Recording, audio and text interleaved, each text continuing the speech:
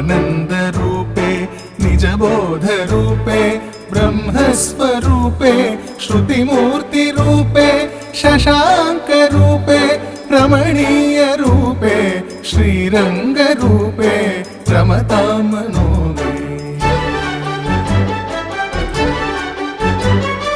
कावेरी तीरे करुणाविलोले मन्दारमूले धृतचारुकेले दैत्यान्तकाले अखिललोकलीले श्रीरङ्गलीले रमतां मनो मे।